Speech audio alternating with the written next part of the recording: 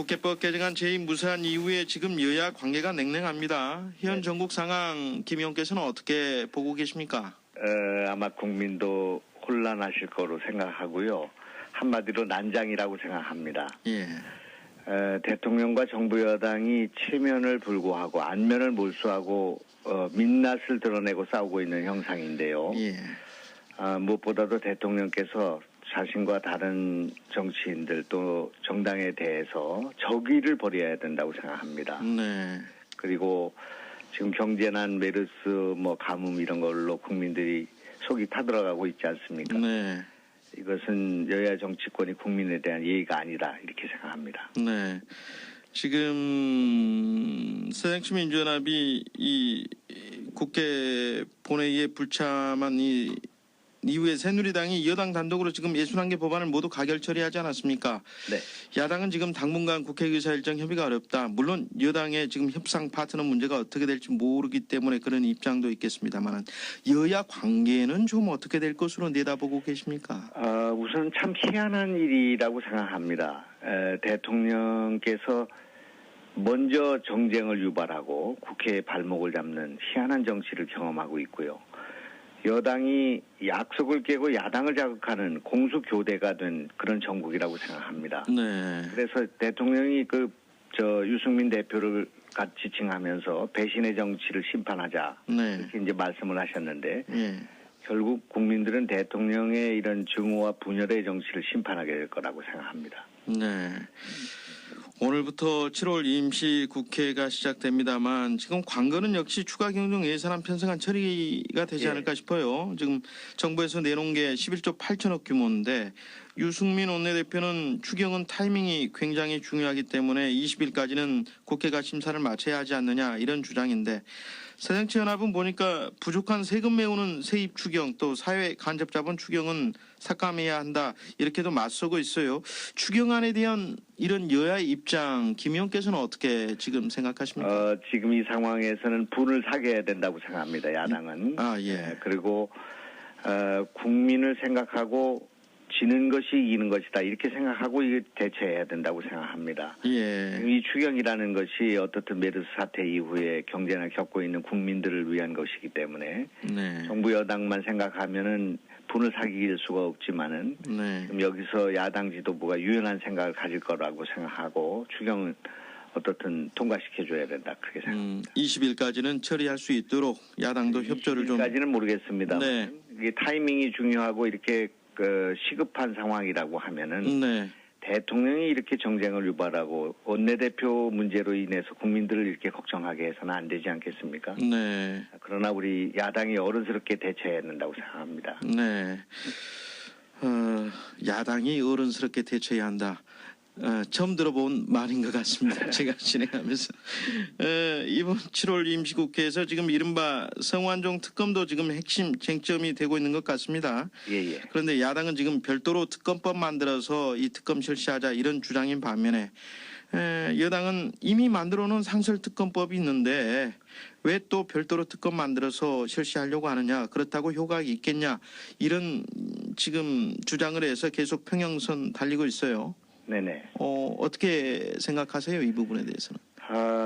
세월호 메르스 이런 거를 통하면서 국민들은 변한 게 없고 무능하게 이를 짝이 없는 정부를 보고 있었습니다만은 성완종 사건 이거 원래 이제 대선 불법 자금 이거 자살하시면서 폭로한 거 아니겠습니까? 의혹의 핵심이죠, 그게. 예. 그런데 이게 용두사미가 됐고 물타기로 전형적인 물타기 수사로 끝을 냈습니다. 예. 그래서 국민들이 혀를 차고 있고 그러면 그렇지 이런 생각들을 국민들이 하고 있는 거 아닌가 생각합니다. 예.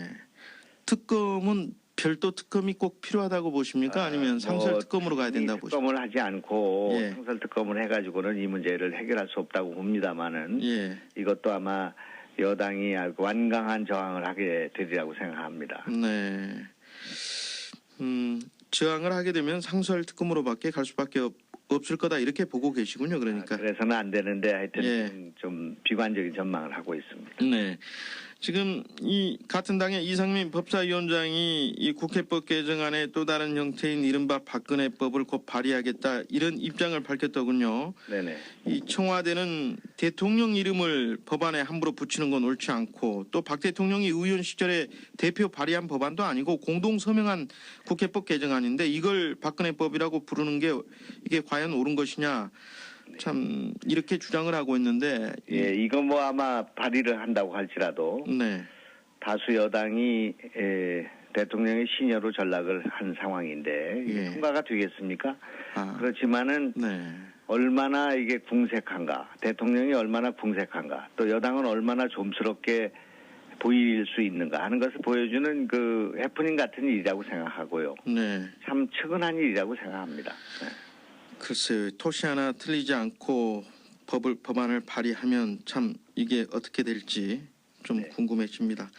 지금 새누리당 얘기를 좀 안 할 수가 없네요. 남의 당 얘기긴 하지만 오전 9시에 지금 의원총회 열어서 유승민 원내대표 거취 문제 결정한다는 거 아니겠습니까? 네네. 뭐 사퇴 공고하는 내용의 결의안 발표한 뒤에 의원들의 동의 구하는 방식으로 진행할 거다 뭐 이런 얘기들 나오는데 전반적으로 이 유승민 원내대표에 대한 이 뭐라 그럴까요? 축출이라고 그럴까요? 네네. 여당의 이런 방식 선택 어떻게 지켜보고 계십니까? 이건 저 남의 당의 일이 아니고요. 네. 대한민국 집권 여당의 문제라고 생각합니다. 예. 그리고 이거는 10월 유신 때의 여당이 그때의 여당으로 돌아가는 여당이 유정회로 전락하는 그런 날이기 때문에 네. 이거는 아프리카 과거에 지금 아프리카가 아니라 과거의 아프리카 국회나 유신 때나 있을 법한 일이 벌어졌다고 생각하고요. 예. 그 대통령 한 말씀 때문에 말 안 듣는 자기가 뽑은 대표를 졸졸 십자가에 매다는 날 아니겠습니까? 네. 그래서 대통령이 이 빌라도의 법정 위에 서 계시고 국회의 권능, 헌법기관으로서의 국회의원의 자존심이 다 십자가에 달리는 날입니다. 네. 이게 세계 토픽에 있을 일이고 기네스북에 올라갈 일인데 김영삼 총재 옛날 제명한 일 있지 않습니까? 네. 유신 말기에. 예. 그때를 연상하게 하는 일이라고 생각합니다. 네.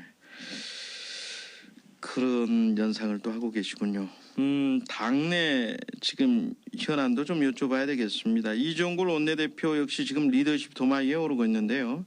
민생법안 처리로 약속 지키는 모습 보이겠다고 공언을 했는데 결국에는 또 이 강경파 주장대로 국회 보이콧 선택하지 않았냐 이런 시각도 있고 주장이 나오는데 국회법 개정안 거부권 전국에서 이종골 원내대표가 보여준 리더십 어떻게 평가를 하십니까? 세월호 이 문제를 거론하고 타협하는 과정에서 이제 그 국회법 그 전국이 생긴 것은 전부 이종걸 대표의 그런 추진 때문에 생긴 일이라고 생각합니다. 굉장히 유연한 그 태도를 취하고 있습니다만은 이제 번번이 당내에 강경한 그런 의원들의 입장에 의해서 흔들리고 있지만 네. 대체적으로 유연하게 여러 가지 상황은 보고 있다고 생각합니다. 예. 국회가 그날 그 저도 의총장에 있었습니다만은 국회가 이렇게 정부 여당이 무지막지하게 일방적으로 통행하고 일방적으로 합의를 파기하는 순간에 그냥 원만한 지도력 또 합리적인 그런 주장만 하기가 어려운 상황이 전개되더라고요. 네. 그래서 이종걸 대표는 지금 현재 상황을 정확히 보고는 있다 이렇게 볼 수 있습니다. 네. 지금 어떻게 보면 이종걸 원내대표 리더십이 문재인 대표의 투톱 체제로 인한 개판 갈등과도 좀 연관이 돼 있는 것 같고요. 이미 신임 사무총장 인선 문제로 한 차례 갈등이 표출된 바 있고 지금 우속 당직 인선 문제도 있는데 당대표와 좀 원내대표와의 관계 어떻게 가져가야 한다고 보십니까?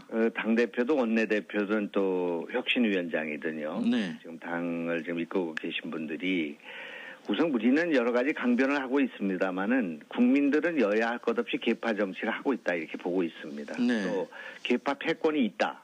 오늘도 그 패권의 그 극명한 그런 연극적인 표현이 지금 저 여당 의총에서 벌어지지 않겠습니까? 네.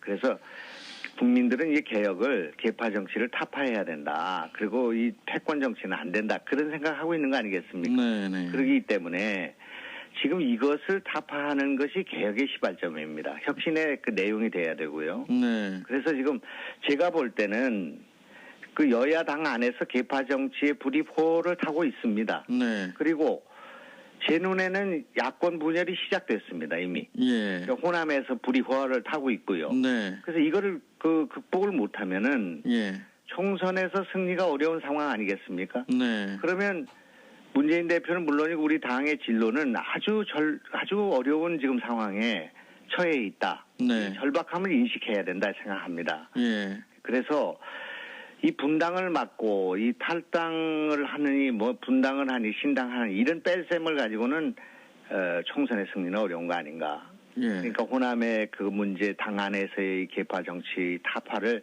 극복하는 네. 대탕평 대통합의 정계 개편이 필요하다 이렇게 생각합니다. 그래서 이 덧셈의 정계 개편이라고 제가 이름 붙이고 있는데 네. 이런 그 큰 부상을 하지 않고는 지금 총선 대선 승리가 어렵다, 가물가물한다 그렇게 봅니다. 덧셈의 정계 개편, 대탕평, 대통합의 정계 개편 얼핏 글쎄요. 제가 개인적으로 한번 여쭤보고 싶은 게요. 지금 네. 새누리당 비대위원 지낸 이상돈 교수 같은 분은 네네. 새누리당 비박계 또 새정치민주연합의 비노계 중심으로 한 연대 또 제3중도 신당 가능성까지 거론을 하던데요. 네. 이 부분도 어떤 덧셈의 정계 개편안에 포함이 되는 겁니까? 그거는 정말 큰 그 변화, 격변이라고 볼 수 있는데 네.